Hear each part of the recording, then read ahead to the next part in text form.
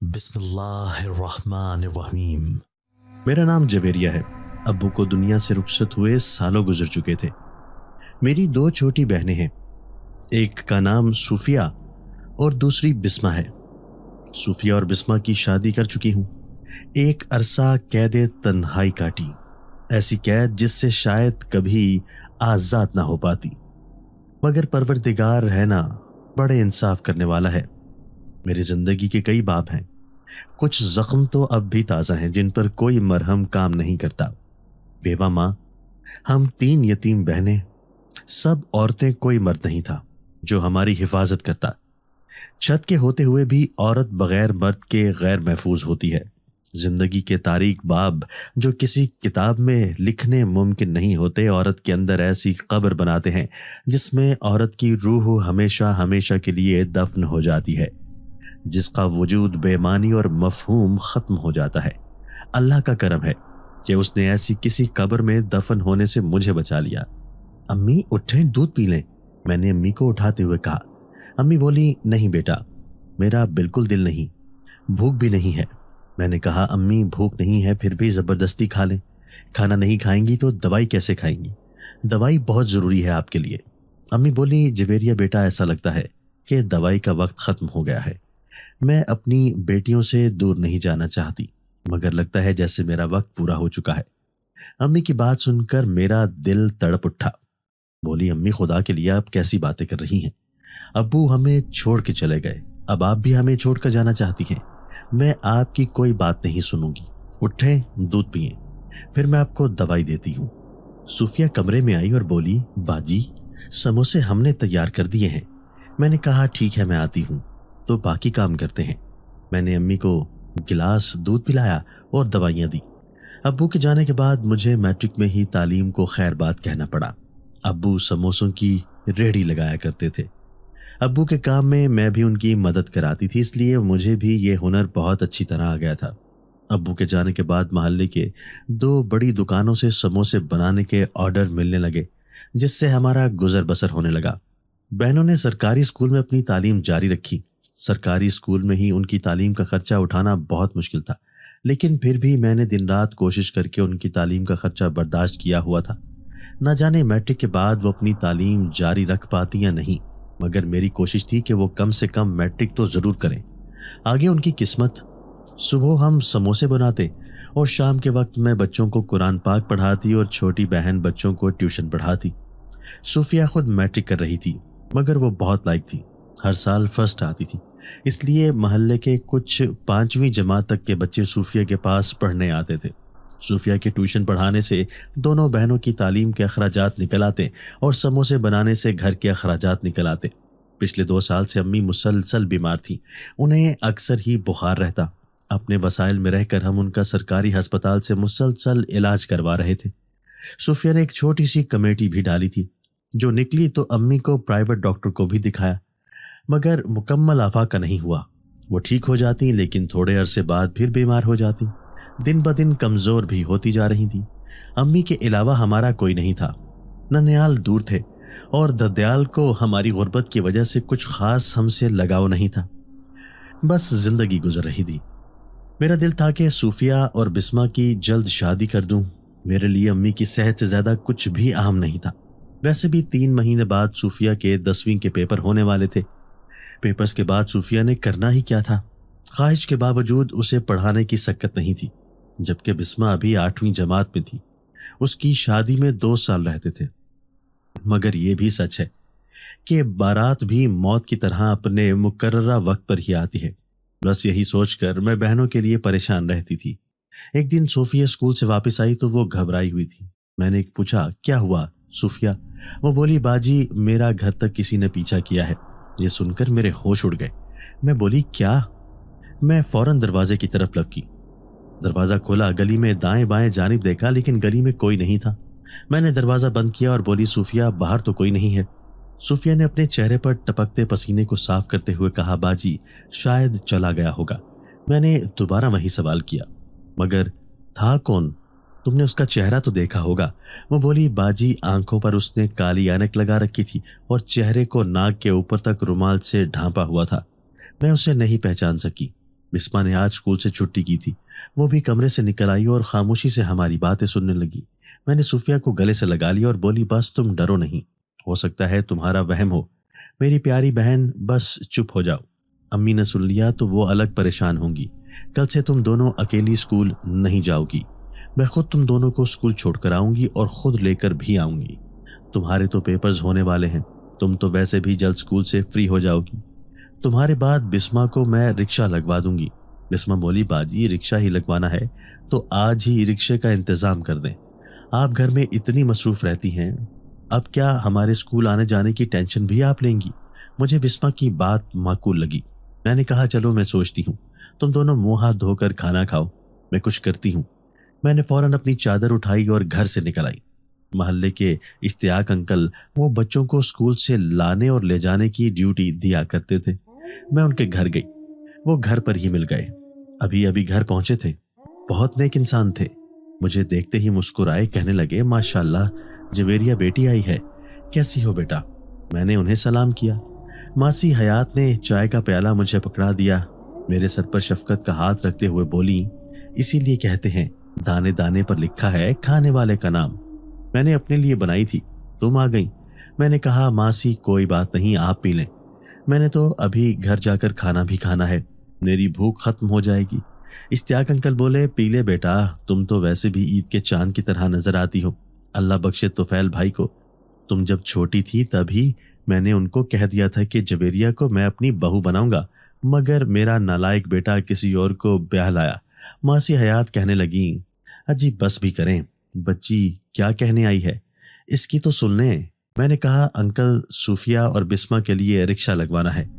اشتیاق uncle نے فوراً جواب دیا، لو اب کہہ رہی ہو، میں نے تو پہلے بھی کہا تھا کہ صوفیہ اور بسما کے رکشے کا کرایہ تم پر معاف ہے، بے شک مت دینا، مگر انہیں میرے رکشے میں بھیج دیا کرو، بیچاری پیدل اسکول جا رہی ہوتی ہیں، مگر تمہاری خودداری کو سلام ہے بھائی۔ میں نے کہا، انکل پیسے میں اب بھی دوں گی، مگر کچھ کم ہو جائیں تو۔ انکل نے میری بات کاٹتے ہوئے کہا، بھائی یہ بھی کوئی کہنے والی بات ہے، جتنا دے سکو دے دینا، نہ بھی دو تو آپ کا اپنا رکشہ ہے۔ اشتیاق انکل سے مجھے یہی امید تھی، شکر اللہ کا ان کی دہلیز پر پہنچ کر میری امید ٹوٹی نہیں۔ میں گھر آ گئی، بہنوں کے لیے میری بڑی ٹینشن ختم ہو گئی تھی۔ ہمارے ارد گرد کتنے اچھے مرد ہیں، بسوں میں، ہسپتالوں میں، بینک میں خود کھڑے ہوتے ہیں، مگر خواتین کو بیٹھنے کے لیے جگہ دے دیتے ہیں۔ کیشیئر کے سامنے لمبی لائن لگی ہو، خواتین کو پہلے جگہ دیتے ہیں کہ وہ پیسے لے کر گھر جائیں، خود لمبی لائن میں کھڑے رہتے ہیں۔ کوئی ہوٹل ہو، دکان ہو، ہر جگہ خواتین کا احترام کرتے ہیں۔ اور کچھ ایسے مرد بھی ہوتے ہیں جنہوں نے مرد ذات کو ہی بدنام کر رکھا ہے۔ بات دراصل یہ ہے کہ اچھے برے لوگ ہر جگہ ہیں، بس اللہ برے لوگوں سے بچائے۔ صوفیہ کے پیپر خیریت سے ختم ہو گئے، رزلٹ آیا، میری پیاری بہن نے سرگودا بورڈ میں 2 پوزیشن حاصل کر کے کمال کر دیا۔ صوفیہ کی کامیابی پورے خاندان میں اہم تھی، امی بھی بہت خوش تھیں، ان کے چہرے پر بھی مسکراہٹ نظر آنے لگی۔ بسما کو بھی بہن کی کامیابی سے بڑا حوصلہ ملا، اس کامیابی نے صوفیہ کی ہمت بندھائی کہ وہ بھی کسی سے کم نہیں ہے، اور میری منت سماجت کرنے لگی کہ میں اس کی شادی کا فیصلہ ترک کر دوں۔ وہ آگے پڑھنا چاہتی تھی، لیکن میں اس کے مستقبل کو لے کر پریشان تھی۔ آخر اس کی ضد کے سامنے مجھے ہتھیار ڈالنا پڑے، اس کا کالج میں داخلہ کروا دیا۔ میری بہن بہت محنتی تھی، وہ صبح کالج جاتی اور شام کے وقت اس نے گھر میں اکیڈمی بنا لی، لائق بھی تھی، اس لیے بچوں کی کمی نہ ہوئی۔ اکیڈمی اتنی کامیاب ہوئی کہ اس نے صوفیہ نے نہ صرف اپنی اور بسما کی تعلیم کا خرچ اٹھا لیا، بلکہ امی کے علاج کے اخراجات بھی وہ برداشت کرنے لگی۔ میرے حصے میں صرف گھر کی ذمہ داریاں ہی رہ گئی تھیں جو سموسوں سے پوری ہو جاتی تھی۔ وقت گزرتا رہا، قسمت ہم پر مہربان تھی۔ صوفیہ نے BS بھی فرسٹ ڈویژن میں پاس کیا۔ وہ پہلے ہی خاندان کے اندر اور باہر لائق مشہور ہو چکی تھی۔ BS کرتے ہی اس کا اچھے اچھے گھروں سے رشتہ آنے لگا، ایسے رشتے بھی آئے جن کے لیے میں نے بہت دعائیں کی تھی، لگتا تھا ساری دعائیں قبول ہو گئی ہیں۔ صوفیہ بضد تھی کہ وہ آگے پڑھنا چاہتی ہے، اس کے شوق کو دیکھ کر میں نے ایسی فیملی میں رشتہ کیا جنہیں اس کے تعلیم حاصل کرنے پر کوئی اعتراض نہیں تھا، بلکہ انہوں نے صوفیہ کی ذہانت دیکھتے ہوئے کہا کہ وہ خود اسے آگے پڑھائیں گے۔ یہ سن کر تو انکار کی وجہ ہی ختم ہو گئی۔ صوفیہ کو ہم نے سادگی سے رخصت کر دیا۔ بسما بھی ذہانت میں صوفیہ سے کم نہ تھی، اس نے بھی بہن کی تقلید کرتے ہوئے ہر ڈگری فرسٹ پوزیشن میں اپنے نام کی۔ صوفیہ کی بنائی اکیڈمی بسما چلا رہی تھی۔ بہنوں کی خوش قسمتی دیکھ کر میں رشک کرتی، اکثر ان کے صدقے اتارتی رہتی۔ بسما اکثر مجھ سے کہتی، باجی آپ نے ہمارے لیے جو کچھ کیا ہے، ہمیں ابو کی کمی کبھی محسوس نہیں ہوئی۔ میں صرف اتنا چاہتی ہوں کہ پہلے میں آپ اپنے ہاتھوں سے باجی کو اس گھر سے رخصت کروں، اور میں ہمیشہ اسے ایک ہی جواب دیتی، خبردار ایسا سوچنا بھی نہیں، پہلے تمہاری شادی ہوگی، اس کے بعد میں کروں گی، وہ بھی ایسے شخص سے جو مجھے امی کو میرے ساتھ رکھنے کی اجازت دے دے گا۔ اور میں نے کچھ نہیں کیا، جو کچھ کیا ہے تم لوگوں نے اپنے لیے خود کیا ہے۔ وقت آہستہ آہستہ سرکتا رہا، پتہ ہی نہیں چلا۔ بسما کے لیے بھی رشتوں کی لائن لگ گئی۔ ان کی محنت اور لگن نے ان کی تقدیر بدل دی۔ بسما بھی رخصت ہو کر اپنے سسرال چلی گئی۔ دونوں بہنوں کو میں نے ایک ہی بات کی کہ یونیورسٹی پڑھنے کا خواب سسرال جا کر پورا کریں۔ میں اپنی زندگی میں انہیں ہنستا بستا دیکھنا چاہتی تھی۔ صوفیہ اور بسما کے سسرال چلے جانے کے بعد گھر بالکل سونا ہو گیا۔ امی کی وہی دھوپ چھاؤں جیسی طبیعت تھی، کبھی ٹھیک اور کبھی خراب۔ بہنیں خوش تھیں، ان کی خوشی دیکھ کر میں اور امی بھی خوش تھے۔ دن رات سموسے بنانے اور امی کی خدمت کرنے میں گزر جاتے۔ امی کی طبیعت پہلے سے زیادہ خراب رہنے لگی۔ امی کی ایک ہی خواہش تھی کہ میری شادی ہو جائے اور جیتے جی وہ مجھے اپنے گھر کا ہوتا دیکھ لیں۔ 2-3 رشتے آئے بھی صحیح، مگر دل امی کو اکیلا چھوڑنے کے لیے راضی نہیں ہوا۔ ایک دن میں سبزی لے کر گھر آ رہی تھی کہ اچانک ایک چھوٹی بچی میرے سامنے آ کر کھڑی ہو گئی۔ بولی، مجھے بہت بھوک لگی ہے، 2 دن سے میں نے کچھ نہیں کھایا۔ بچی کی عمر 5 سے 6 سال ہوگی۔ مجھے بچی پر بہت ترس آیا۔ امی کے لیے میں نے سیب اور کیلے خریدے تھے۔ میں نے 2 سیب اور کیلے نکال کر بچی کی طرف بڑھا دیے اور بولی، کہاں سے آئی ہو اور 2 دن سے بھوکی کیوں ہو؟ بچی نے فوراً کیلا چھیلا اور اس طرح کھانے لگی جیسے پہلی بار کھا رہی ہو۔ کیلا کھانے کے بعد بولی، باجی میں بہت دور سے آئی ہوں۔ کیلا کھانے کے بعد وہ سیب کھانے ہی لگی تھی کہ اچانک ادھیڑ عمر کی عورت آئی۔ اس نے بچی کے ہاتھ سے سیب چھین لیا اور اسے تھپڑ مارتے ہوئے کہنے لگی، کمبخت، اس کا مطلب ہے سارا دن جو کماتی ہے سب کھا جاتی ہے، اسی لیے تو شام کو تیرے پاس کچھ ہوتا نہیں ہے۔ میں نے فوراً بڑھیا کو ڈانٹا، یہ کیا کر رہی ہو؟ سیب بچی کو واپس کر دو۔ وہ مجھے گھورتے ہوئے بولی، جا بی بی اپنا کام کر۔ یہ کہہ کر اس نے بچی کو بازو سے پکڑا اور گھسیٹتی ہوئی اپنے ساتھ لے گئی۔ بچی نے رونا شروع کر دیا تھا، لیکن مجال ہے جو اس ظالم عورت کو ذرا سا بھی ترس آیا ہو۔ مجھے سمجھ آ گئی، بھیکارن پروفیشنل تھی۔ ایسے بچے قابل رحم ہوتے ہیں جو ان پروفیشنل بھیکاریوں کے ہتھے چڑھ جائے۔ میں اس بڑھیا کو کوستی گھر چلی آئی۔ امی صحن میں کرسی میں بیٹھی بہت پریشان نظر آ رہی تھی۔ مجھے دیکھتے ہی کہنے لگی، جویریہ بیٹا، تھوڑی دیر پہلے صوفیہ کے پڑوس سے فون آیا تھا۔ صوفیہ کے سسرال والے اس پر بہت ظلم کر رہے ہیں، اسے کمرے میں 2 دن سے قید کر کے رکھا ہوا ہے۔ یہ سنتے ہی میرے پیروں تلے زمین نکل گئی۔ میں نے کہا، امی یہ آپ کیا کہہ رہی ہیں؟ ابھی 3 دن پہلے تو صوفیہ سے میری بات ہوئی ہے، وہ تو بہت خوش تھی، اس نے آج تک کبھی اپنے سسرال والوں کا گلہ نہیں کیا۔ امی نے کہا، یہی بیٹا، یہی تو میں نے اس سے کہا تھا جس نے فون کیا تھا۔ وہ بولی، بڑی بھی کون سی بیٹی چاہتی ہے کہ اس کا گھر خراب ہو؟ تمہاری بیٹی بہت بہادر اور گھر بسانے والی بچی ہے، اس لیے تم لوگوں سے کچھ نہیں کہتی، مگر سچ یہ ہے کہ پچھلے 6 ماہ سے اس کی زندگی جہنم بن چکی ہے۔ اس لیے اگر سچ جاننا ہے تو بیٹی کو فون کرنے کی ضرورت نہیں ہے، اچانک اس کے گھر پہنچو، خود بخود سچ جھوٹ سامنے آ جائے گا۔ میں نے اسی وقت بسما کو فون کیا اور اس سے صوفیہ کی خیریت کے بارے میں دریافت کیا۔ بسما نے کہا کہ وہ آج کل گھر میں بہت مصروف ہے، اسی لیے اس کی 1 ہفتہ ہوا صوفیہ سے کوئی بات نہیں ہوئی۔ کیا ہوا باجی، خیریت ہے؟ میں نے کہا، ہاں بالکل خیریت ہے، ویسے ہی پوچھا کہ بہنوں کی خیر خبر تو رکھنی چاہیے نا۔ یہ کہہ کر میں نے فون بند کیا، فوراً بڑی چادر لی اور بولی، امی آپ فکر نہ کریں، میں ابھی جاتی ہوں، میری بہن پڑھی لکھی ہے، قابل ہے، میں مان ہی نہیں سکتی کہ وہ اس طرح کے ظلم برداشت کرے گی اور خاموش رہے گی۔ اگر اس نے ہمیں کچھ بتانا مناسب نہیں سمجھا تو کم از کم بسما کو بتاتی۔ مجھے اس فون پر یقین نہیں ہے امی، مگر میں پھر بھی ابھی صوفیہ کے گھر جاتی ہوں۔ امی کو حوصلہ اور تسلیاں دے کر میں گھر سے نکلی، رکشہ لیا اور صوفیہ کے گھر کی طرف روانہ ہو گئی۔ صوفیہ کے گھر کے سامنے رکشہ روکا، میں نے رکشے والے کو پیسے دیے، وہ چلا گیا۔ گیٹ کھلا ہوا تھا، میں اندر داخل ہو گئی۔ صوفیہ اور بسما دونوں کی شادیاں پڑھے لکھے اور امیر گھرانوں میں ہوئی تھی۔ وجہ ان کی تعلیم، قابلیت اور اچھی شکل و صورت تھی۔ صوفیہ نے سسرال آ کر بھی اپنی اکیڈمی جاری رکھی تھی۔ گھر کے ساتھ ہی اس نے اکیڈمی بنانے کے لیے خوبصورت کوٹھی کرائے پر لی تھی، جس کے باہر ابھی بھی صوفیہ اکیڈمی کا بورڈ لگا ہوا تھا۔ اکیڈمی کی ٹائمنگ دوپہر 2 بجے سے رات 9 بجے تھی، اور میری بہن صوفیہ اکیڈمی کا شمار شہر کی بہترین اکیڈمیز میں ہونے لگا تھا۔ صوفیہ نے دن رات محنت کر کے اپنی اکیڈمی کو بہت جلد بنوا لیا تھا۔ میں گھر کے اندر آئی، گھر کے اندر کوئی نہیں تھا۔ ڈرائنگ روم کا دروازہ کھلا تھا۔ میں اندر چلی آئی۔ میں نے صوفیہ کی ساس کو آواز دی، شمع آنٹی، کیا آپ گھر پر ہیں؟ گھر پر تو کوئی تھا ہی نہیں، سب کہاں چلے گئے تھے؟ دل میں آیا کہ صوفیہ کے کمرے میں جاؤں۔ میں آہستہ آہستہ صوفیہ کے کمرے کی طرف چل پڑی۔ اسی استا میں اچانک لائٹ چلی گئی، ہر طرف اندھیرا چھا گیا۔ میں نے صوفیہ کو آواز دی، صوفیہ، کیا تم گھر پر ہو؟ ہر طرف گہری خاموشی تھی۔ مجھے خوف محسوس ہونے لگا۔ میں باہر کی طرف بھاگی، لیکن اسی لمحے باہر کا دروازہ دھڑ سے بند ہو گیا۔ میں دروازے کے قریب پہنچی، دروازے کو کھولنے کی کوشش کی، مگر دروازہ باہر سے بند تھا۔ میں زور زور سے دروازے کو پیٹنے لگی اور چلائی، کون ہے باہر؟ دروازہ کھولو۔ تھوڑی دیر تک میں دروازہ پیٹتی رہی، چیختی چلاتی رہی، مگر کہیں سے کوئی جواب نہیں آیا۔ ہر طرف اندھیرا تھا۔ میں ٹٹولتی ہوئی صوفیہ کے کمرے کے قریب پہنچی۔ کمرے کا دروازہ کھلا، صوفیہ کا کمرہ بھی خالی تھا۔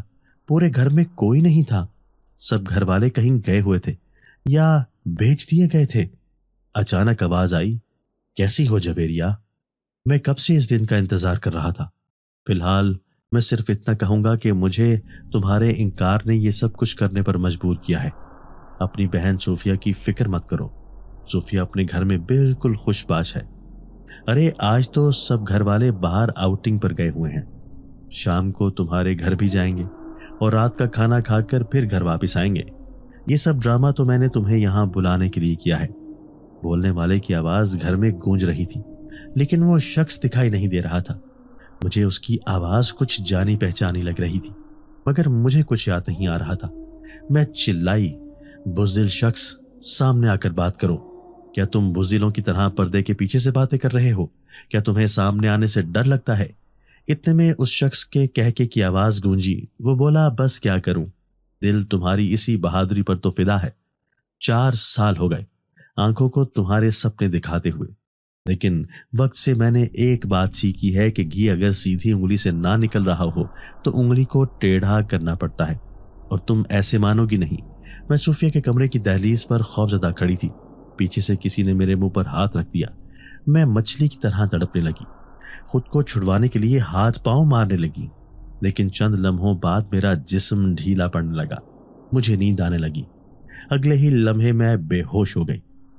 میری آنکھ کھلی، میں انجان کمرے میں کرسی پر بیٹھی رسیوں کے ساتھ بندھی ہوئی تھی۔ میرا منہ کھلا تھا۔ میں زور زور سے چلانے لگی، کوئی ہے، کوئی ہے، کھولو مجھے، مجھے یہاں کیوں لائے ہو، جانے دو مجھے۔ مجھے پیچھے سے بچی کی آواز آئی، یہاں کوئی نہیں ہے۔ میں نے پیچھے مڑ کر دیکھنے کی کوشش کی، مگر نہ دیکھ سکی۔ بولی، تم کون ہو؟ اچانک مجھے سامنے دروازے کے قریب وہی بچی کھڑی نظر آئی جسے میں نے مارکیٹ میں کیلے اور سیب دیے تھے۔ وہ بولی، پہچان لیا؟ میں نے ہاں میں سر ہلا دیا۔ بچی کہنے لگی، میں یہاں چھپنے کے لیے آئی تھی، میں یہاں کونے میں چھپی بیٹھی تھی کہ ایک آدمی آپ کو یہاں کرسی کے ساتھ باندھ گیا۔ میں خاموشی سے چھپ کر اسے دیکھتی رہی۔ آپ 1 گھنٹے تک بے ہوش تھیں۔ میں نے کہا، کیا تمہیں اس کا چہرہ یاد ہے؟ وہ دکھنے میں کیسا لگتا ہے؟ بچی نے کہا، ہاں مجھے یاد ہے وہ۔ اتنے میں باہر سے قدموں کی چاپ سنائی دی۔ بچی بھاگ کر وہاں پر رکھے پرانے ٹیبل کے نیچے چھپ کر بیٹھ گئی۔ کمرے کا دروازہ کھلا۔ میرا ہم عمر ایک نوجوان کمرے کے اندر آیا۔ اس نے کمرے کا دروازہ بند کیا اور دروازے کے ساتھ ٹیک لگا کر کھڑا ہو گیا۔ وہ مسکراتے ہوئے مجھے دیکھ رہا تھا۔ اسے دیکھتے ہی مجھ پر سخت طاری ہو گیا۔ چند لمحوں بعد وہ بولا، ارے جویریہ، مجھے علم نہیں تھا کہ تمہاری یادداشت اتنی کمزور ہو گئی ہے، بلکہ مجھے تو لگا تھا کہ میں تمہاری یاد میں ضرور ان منٹ نقوش چھوڑ گیا ہوں، مگر تم ہو کہ ہر بار حیران کر دیتی ہو۔ اس کی آواز میری سماعتوں سے ٹکرائی۔ میرے دل کی دھڑکن تیز ہو گئی، دماغ میں جھماکے ہونے لگے۔ یہ تو قاسم تھا، صوفیہ کے شوہر کا بہت قریبی دوست۔ صوفیہ کے ولیمے میں اس سے ملاقات ہوئی تھی۔ ولیمے میں اپنی بیوی کے ساتھ آیا تھا۔ میرے بہنوئی عظمت نے خاص طور پر اسٹیج سے اتر کر امی اور مجھ سے اس کا تعارف کروایا تھا۔ اس کی بیوی پہلی ہی ملاقات میں مجھے بہت گھمنڈی لگی تھی۔ مال و دولت نے اس کا اچھا خاصا دماغ خراب کیا ہوا تھا۔ کھانے کے دوران قاسم میرے پاس آیا اور بولا، مس جویریہ، ماشاءاللہ آپ سب بہنوں کی بہت تعریف سنی ہے۔ مشکل حالات میں جس طرح آپ سب بہنوں نے اسٹرگل کی بہت کم لوگ کر پاتے ہیں، اور صوفیہ بھابھی سے بھی میں نے بات کی ہے، ماشاءاللہ بہت سمجھدار ہیں۔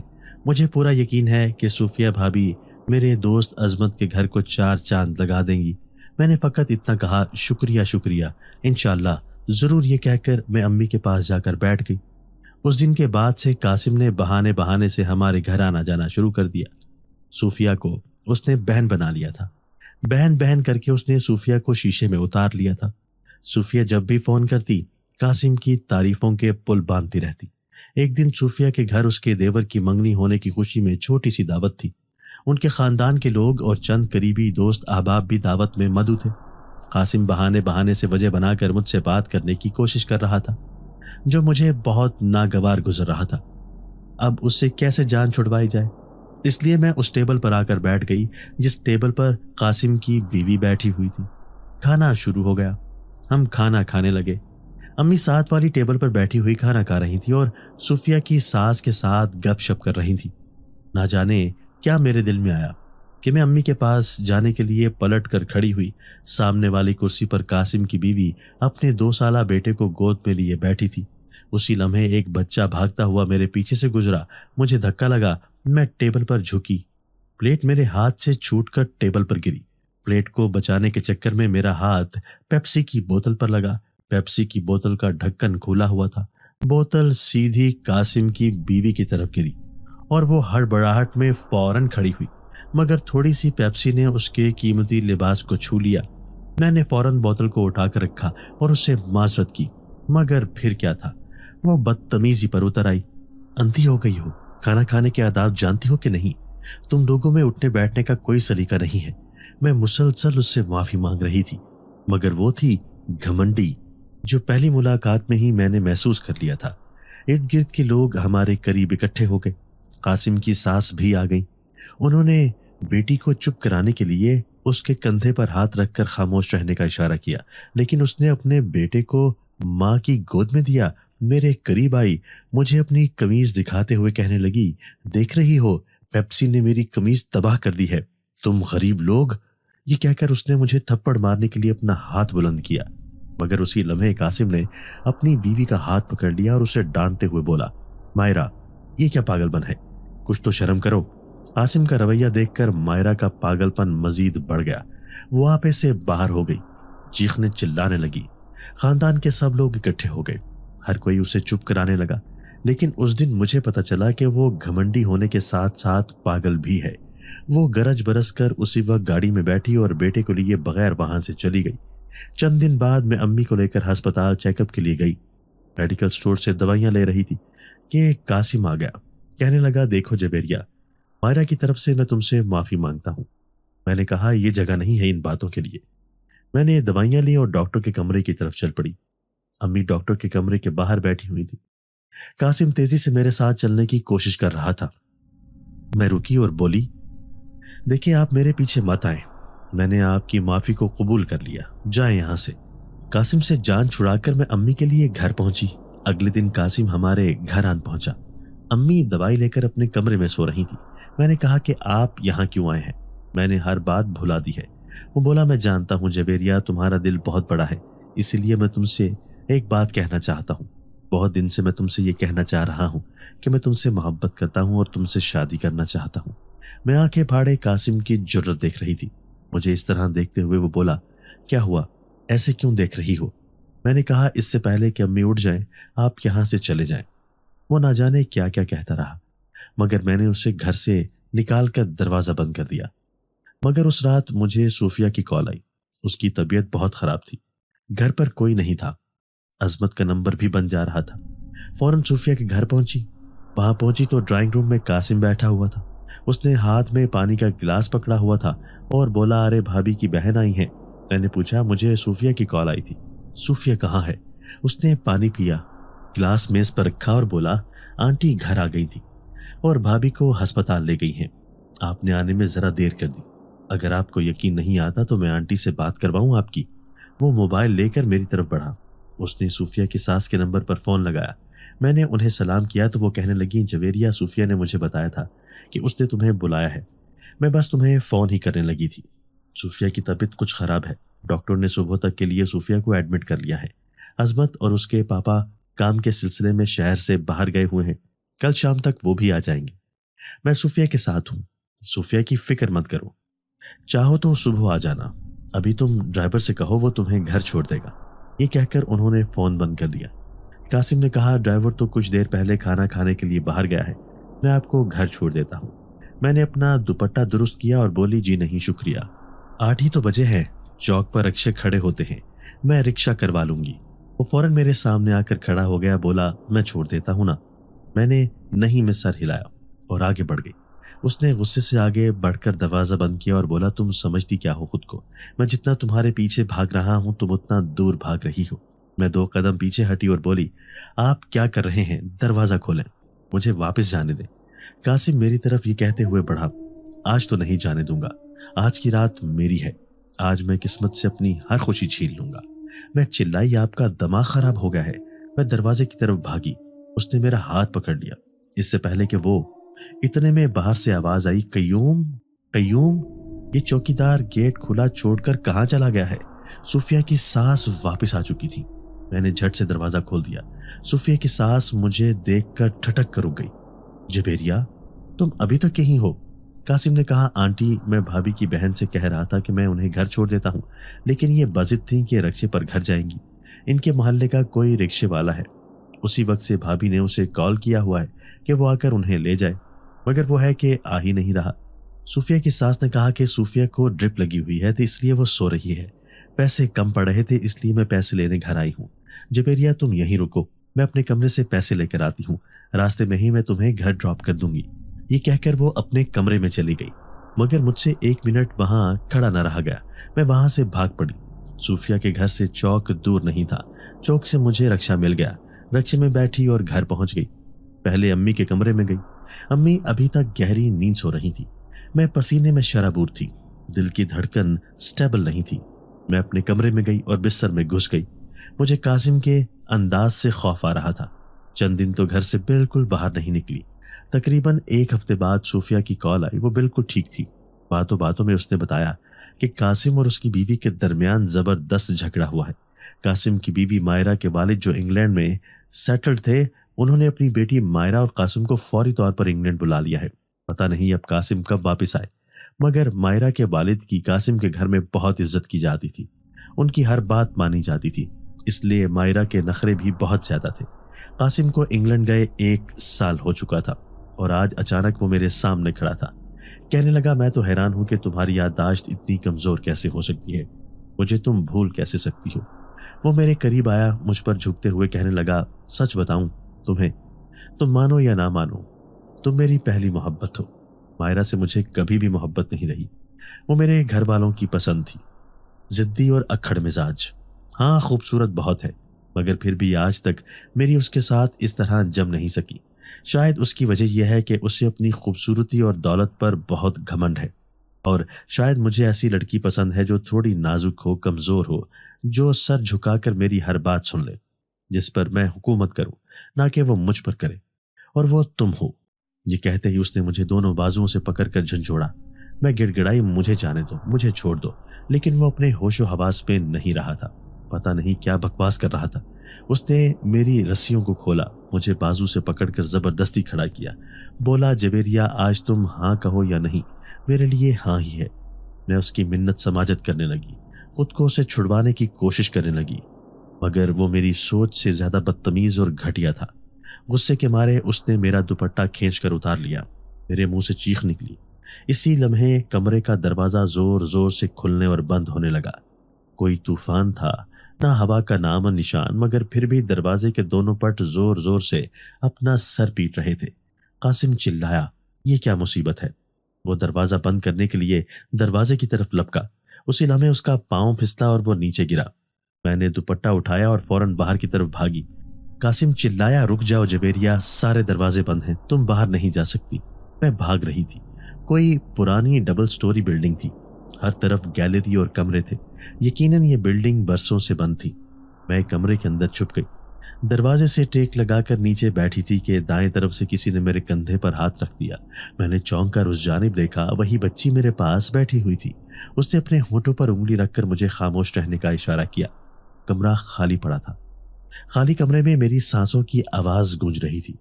बाहर से कासिम की आवाज आई, कहाँ हो जबेरिया, कहाँ हो तुम?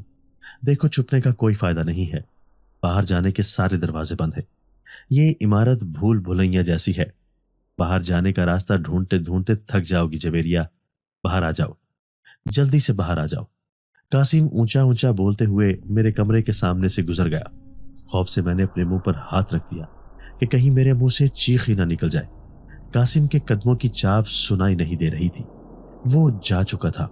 मैंने लंबी सांस भरी, मुड़कर बच्ची की तरफ देखा। मेरी चीख निकलते निकलते रह गई। वो बच्ची कमरे में नहीं थी। मैंने मुड़कर दरवाजे की तरफ देखा। दरवाजे को कुंडी लगी हुई थी, जो मैंने ही लगाई थी। बंद कमरे में बच्ची आई और फिर गायब हो गई। खौफ के मारे मेरे माथे से पसीने छूट गए। मैंने अपने दोनों गालों को थपथपाया कि क्या मैं होश में तो हूं, मगर मैं मुकम्मल होश में थी। मैं उठी। मैंने कमरे का दरवाजा आहिस्ता से खोला और झांक कर बाहर देखा। गहरी खामोशी थी, बाहर कोई नहीं था। मैं कमरे से निकली और दबे पांव चलने लगी। मुझे कासिम के साथ साथ अब उस बच्ची से भी खौफ आ रहा था। मुझे जल्द अज जल्द यहां से बाहर निकलने का रास्ता तलाश करना था, इससे पहले कि कासिम मेरे सामने आ जाए। चलते चलते आखिर मैं उस हाल कमरे में पहुंच गई जिसका बाहर जाने वाला दरवाजा खुला था। उस बिल्डिंग का मेन गेट खुले हुए दरवाजे से नजर आ रहा था। खुले दरवाजे को देखकर मेरी जान में जान आई। मैं बाहर की तरफ भागी, मगर अगले ही लम्हे अचानक कासिम मेरे सामने आ गया। उसने मेरा बाजू पकड़ लिया। मैं चीखने चिल्लाने लगी, मुझे छोड़ दो, मैंने तुम्हारा क्या बिगाड़ा है? वो बोला, इतने सारे कमरों में तुम्हें भला मैं कैसे ढूंढता, इसीलिए दरवाजा खोलकर यहां तुम्हारा इंतजार कर रहा था। बताओ कैसी रही मेरी चाल? इतने में किसी अनजानी कुव्वत ने कासिम को इतनी जोर से धक्का दिया कि वो मेरा बाजू छोड़कर खुद दूर जा गिरा। मैं हैरत से उसे देख रही थी। वो चिल्लाया, कौन है यहाँ? वो बामुश्किल खड़ा हुआ और बोला, बस जबेरिया बस, आज या तुम मेरे साथ जाओगी या ऊपर जाओगी। वो मेरी तरफ बढ़ने लगा, लेकिन फिर किसी अनजान कुव्वत ने उसका गला पकड़ लिया। वो हाथ पांव मारने लगा। उसका चेहरा सुर्ख पड़ गया। फिर अचानक जैसे अनजान कुव्वत ने उसे छोड़ दिया और वो वहीं जमीन पर गिर गया। दरवाजे के सामने वो गिरा पड़ा था। डर के मारे मैं बाहर नहीं जा रही थी कि कहीं वो मुझे पकड़ ही न ले। उसी वक्त मेन गेट खुला, एक गाड़ी अंदर आई। कासिम ने पलटकर गाड़ी की तरफ देखा और बुड़बुड़ाया, अरे ये तो मायरा की गाड़ी है। गाड़ी रुकी, दरवाजा खुला, गाड़ी के अंदर से मायरा निकली। मायरा को देखते ही कासिम ने हिम्मत की और फौरन उठ खड़ा हुआ। बारीक सुर्ख रंग की साड़ी में मलबूस मायरा किसी कयामत से कम नहीं लग रही थी। वो कासिम के पास आई और बोली, देखा, मैं जानती थी कि तुम इंग्लैंड से वापस आने के लिए क्यों इतने पर तोल रहे हो, और देखो मेरा अंदाजा कितना दुरुस्त साबित हुआ। फिलहाल तुम घर चलो, तुम्हारी इस रकीबे जान को तो मैं बाद में देखूंगी। ये कहकर उसने कासिम का हाथ पकड़ा और उसे खींचती हुई ले गई। गाड़ी में बैठी और वापस चली गई। मैंने अल्लाह का शुक्र अदा किया और वहां से निकलने लगी। सामने सीढ़ियों पर नजर पड़ी, वही बच्ची सीढ़ियों पर खड़ी मुझे देखे मुस्कुरा रही थी और हाथ हिलाकर अल्लाह हाफिज कह रही थी। मुझे उस बच्ची से भी खौफ आ रहा था। मैं फौरन वहां से निकली। जैसे तैसे रिक्शा मिला, घर पहुंची। अम्मी की तबीयत बहुत खराब थी। मुझे देखते ही उन्होंने नाराजगी से दूसरी तरफ मुंह फेर लिया। बारहा पूछने के बाद उन्होंने एक सवाल किया और जैसे मेरी दुनिया लुट गई। जबेरिया, शादी करना खुशनुदे इलाही है और शादी के बगैर ताल्लुक रखना जहन्नम की आग। क्या तू नहीं जानती थी? मैं तो अम्मी का मुंह ही तकती रह गई। मायरा ने अपने मुंह जोर जानवर को तो अपनी खूंटी के साथ बांध लिया था, मगर मुझे ये इल्जाम लगा दिया कि मैंने कासिम के साथ गलत ताल्लुकात रखे हुए हैं और उसने मुझे और कासिम को उस बिल्डिंग से रंगे हाथों पकड़ा है। उसने सूफिया के ससुराल में एक फोन किया और ये खबर जंगल के आग की मानिंद हर तरफ फैल गई। मैंने अपनी बेगुनाही साबित करने की हर कसम खा ली, लेकिन किसी ने मेरी बात पर यकीन नहीं किया। अम्मी को इस वाक़े का इतना सदमा हुआ कि वो पहले से ज्यादा बीमार हो गई और उसी बीमारी में एक दिन वो मुझे छोड़कर हमेशा हमेशा के लिए चली गई। مائرہ کی لگائی آگ سے میرا گھر جل گیا، میرا کسی جرم اور گناہ کے بغیر دامن داغدار ہو گیا۔ امی دنیا سے چلی گئیں۔ صوفیہ اور بسمہ کو ان کے سسرال والوں نے مجھ سے تعلقات محدود کرنے کی دھمکی دے دی۔ بہنیں سسرال والوں سے چھپ کر میرا حال احوال پوچھ لیتی۔ تنہا مجھے گھر میں خوف آتا، لیکن کب تک؟ آہستہ آہستہ میں اس خوف کی عادی ہو گئی۔ تنہائی میری ساتھی بن گئی۔ میں نے اللہ کے ساتھ لو لگا لیا۔ ایک وہی تھا جس کے سامنے رو کر میرے دل کو حوصلہ مل جاتا۔ 5 وقت نماز، تہجد، تسبیح، یہی میرے ساتھی تھے۔ میں نے انصاف اللہ پر چھوڑ دیا۔ ہمارے گھر میں شیشم کا ایک درخت تھا۔ میری روٹین تھی کہ میں روزانہ اس درخت کے نیچے عصر کی نماز ادا کرتی تھی۔ امی کو اس درخت سے بہت محبت تھی۔ میں اس وقت چھوٹی تھی جب ابو نے پورے گھر اور صحن کا فرش بنوایا تھا۔ ابو اس درخت کو کاٹ دینا چاہتے تھے، مگر امی نے انہیں ایسا نہ کرنے دیا۔ اس درخت کے ارد گرد ابو نے فرش کرا دیا تھا۔ امی جب تک زندہ رہیں وہ بھی اسی درخت کے نیچے نماز ادا کرتی تھی۔ ایک دن عصر کی نماز ادا کرنے کے بعد آنکھیں بند کیے میں دعا مانگنے میں مشغول تھی۔ دعا مانگنے کے بعد جیسے ہی میں نے آنکھیں کھولی، سامنے جائے نماز پر خوبصورت گھڑی رکھی ہوئی تھی۔ میں نے ادھر ادھر دیکھا۔ گھر میں تو میں اکیلی ہی تھی، باہر کا دروازہ بھی بند تھا۔ گھڑی کہاں سے آ گئی؟ میں نے گھڑی اٹھائی، بہت قیمتی گھڑی لگ رہی تھی۔ میں نے اسے اپنی کلائی پر پہن لی۔ اسی دوران کمرے کا دروازہ ہلنے لگا۔ میں نے پلٹ کر دروازے کی طرف دیکھا۔ میں اٹھی، جائے نماز اٹھایا اور کمرے کی طرف چل پڑی۔ دروازہ مسلسل زور زور سے ہل رہا تھا۔ میں دروازے کے قریب پہنچی، دروازہ ہلنا بند ہو گیا۔ ڈرتے ڈرتے میں نے کمرے کے اندر جھانکا، کوئی بھی نہیں تھا۔ اچانک باہر کے دروازے پر دستک ہوئی۔ اچانک دستک سے تو میں ڈر ہی گئی۔ خیر، دستک نارمل ہی تھی۔ میں نے جائے نماز رکھا اور دروازے کی طرف چل پڑی۔ دروازہ کھلا، یکدم مجھے جھٹکا لگا۔ باہر وہی بچی کھڑی تھی جو اس رات اس بلڈنگ میں میرے ساتھ تھی، جس بلڈنگ میں قاسم مجھے اغوا کر کے لے گیا تھا۔ میں نے بنا کچھ کہے فوراً دروازہ بند کرنا چاہا، مگر اس نے دروازے پر ہاتھ رکھ دیا اور بولی، کب تک اکیلی رہو گی باجی؟ کیا کسی سے بات کرنے کے لیے تمہارا دل نہیں کرتا؟ میں نے حیرت سے اسے دیکھا اور پوچھا، تمہیں کیسے معلوم کہ میں اکیلی رہتی ہوں؟ وہ کہنے لگی، صرف میں نہیں جانتی، یہ تو سارا علاقہ جانتا ہے۔ میں نے دروازہ بند کرتے ہوئے کہا، علاقہ جو بھی جانتا ہے، آئندہ تم یہاں مت آنا۔ یہ کہہ کر میں نے دروازہ بند کر دیا، کنڈی لگا دی۔ مجھے اس بچی سے خوف آتا تھا۔ اسے دیکھ کر ایسا لگتا تھا کہ کچھ ٹھیک نہیں ہے، اس کے ساتھ کچھ تو گڑبڑ ہے۔ اس دن کے بعد تقریباً روزانہ ہی عصر کی نماز کے بعد جو ہی میں دعا سے فارغ ہوتی تو میرے سامنے جائے نماز پر کوئی نہ کوئی تحفہ پڑا ہوتا۔ گھر میں بھی کچھ دنوں سے کافی عجیب محسوس ہو رہا تھا، بہت بھاری پن تھا، جیسے میرے علاوہ یہاں کوئی اور بھی ہو۔ چند دنوں بعد اسی طرح نماز کے بعد میں نے دیکھا میرے سامنے لکڑی کا چھوٹا سا ڈبہ رکھا ہوا تھا۔ پچھلے 2 ہفتوں میں ملنے والی کئی تحفوں میں سے یہ ایک تحفہ بہت حیران کن تھا۔ مجھے یہ تو پتہ چل گیا تھا کہ میں گھر میں اکیلی نہیں تھی۔ میں نے ڈبہ اٹھایا، ڈرتے ڈرتے اسے کھولا۔ میری حیرت کی انتہا نہیں رہی۔ ڈبے کے اندر سے تیز روشنی اور روشنی کے ساتھ چھوٹے چھوٹے ڈھیروں ستارے نکلے اور پورے گھر میں پھیل گئے۔ ہر طرف روشنی ہی روشنی تھی، چمکتے ستارے ہی ستارے تھے جو میرے گھر میں ہر طرف اڑ رہے تھے۔ میرے چہرے پر مسکراہٹ پھیل گئی۔ خوشی کے مارے نہ جانے کتنے عرصے بعد میرا چہرہ کھل اٹھا۔ حیرت انگیز یہ بھی تھا کہ قوس قزح کے رنگوں کی طرح روشنی بھی 7 رنگوں پر مشتمل تھی اور ستاروں میں بھی مختلف رنگ جھلک رہے تھے۔ ایک ستارہ سائز میں دوسرے ستاروں سے بڑا تھا۔ وہ اڑتا ہوا کمرے میں داخل ہوا۔ میں بھی تجسس میں اس کے پیچھے کمرے میں چلی گئی۔ میرا دل تھا کہ اسے چھو کر دیکھوں، وہ بھی میری دسترس میں تھا۔ ڈرتے ڈرتے جیسے ہی میں نے اسے چھوا، میں نے فوراً اپنا ہاتھ پیچھے کھینچ دیا۔ وہ بہت گرم تھا۔ اچانک مجھے آواز آئی، تمہارا اچھا وقت پلٹ آیا ہے میری بچی۔ میں نے نظر اٹھا کر ستارے کی طرف دیکھا۔ ستارے کے اندر امی کی شبیہ جھلک رہی تھی۔ بولی، میری بچی، میں بہت شرمندہ ہوں کہ میں نے اپنی سب سے زیادہ قربانیاں دینے والی بیٹی پر یقین نہیں کیا، مگر اب سب ٹھیک ہو جائے گا، بس تھوڑا سا انتظار اور۔ امی نے اتنا کہا اور ہوا چلنے لگی۔ ستارے ایک دوسرے سے ٹکرانے لگے، روشنی جلنے بجھنے لگی۔ مجھے خوف آ رہا تھا۔ مجھے یقین ہو چلا تھا کہ گھر میں کوئی ہے، مگر وہ میرا ہمدرد ہے یا نہیں یہ نہیں پتا چل رہا تھا۔ میں آہستہ آہستہ کمرے سے باہر آ رہی تھی۔ چھوٹے ستارے بڑے ستاروں کے ساتھ ٹکرا کر اس کے اندر غائب ہوتے جا رہے تھے۔ ایک ایک کر کے سب ستارے غائب ہو گئے، روشنی ختم ہو گئی۔ بڑا ستارہ زمین پر گر پڑا۔ اس کی روشنی بھی ختم ہو گئی، ہر طرف خاموشی چھا گئی، سب کچھ نارمل ہو گیا۔ میں نے آگے بڑھ کر ستارے کو اٹھایا، وہ سکڑ کر سکے کی مانند نظر آ رہا تھا۔ اسی اسنا میں باہر کے دروازے پر دستک ہونے لگی، ایسا لگ رہا تھا کہ دستک دینے والا دروازہ توڑ دے گا۔ میں کون ہے کہتی ہوئی دروازے کی طرف لپکی، دروازہ کھولا۔ دروازے کے ساتھ ٹیک لگائے مائرہ کھڑی تھی۔ دروازہ کھولنے کے باعث وہ زمین پر آ گری۔ میں نے حیرت سے کہا، مائرہ تم یہاں کیا کر رہی ہو؟ اس نے نظر اٹھا کر میری طرف دیکھا۔ اس کی سوجی آنکھیں بتا رہی تھی کہ وہ کئی گھنٹوں سے رو رہی ہے۔ وہ بولی، مجھے معاف کر دو جبیریہ، میں نے تمہارے ساتھ بہت ناانصافی کی ہے۔ میں نے اسے اٹھایا تو اگلے ہی لمحے وہ میرے گلے لگ کر رونے لگی۔ میں حیران تھی کہ آخر اسے کیا ہوا ہے۔ چند لمحوں بعد وہ بولی، جب سے میں نے تمہارے ساتھ ناانصافی کی ہے اس دن سے میری زندگی کا سکون ختم ہو گیا ہے۔